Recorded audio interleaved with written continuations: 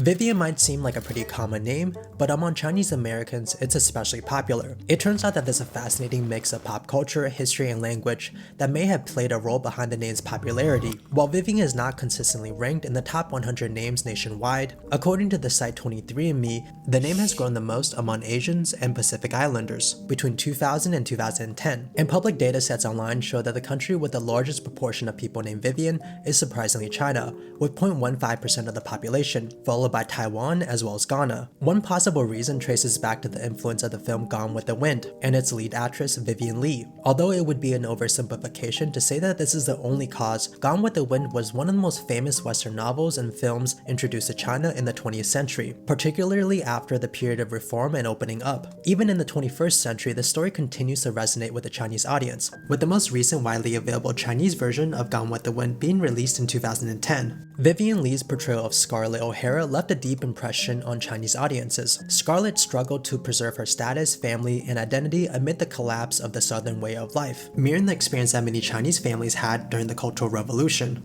When Chinese families later selected English names for immigration, education, or international business reasons, many chose Vivian, adapting it from Vivian Lee's name rather than the character Scarlett. Phonetic simplicity played a role. Syllables like V and An are easier to pronounce for the Chinese speaker than the consonant cluster in Scarlett. This isn't the only time that pop culture and representation may have shaped naming trends in the Asian American community. When Chinese American journalist Connie Chung became a recognizable name in the 80s and 90s, many Asian American families began naming their daughters Connie, inspired by a woman whose success they hoped their daughters could aspire to. So while Vivian may just seem like another name, its popularity among Chinese Americans and overseas Chinese shows how people often find connection in identities and histories beyond their own.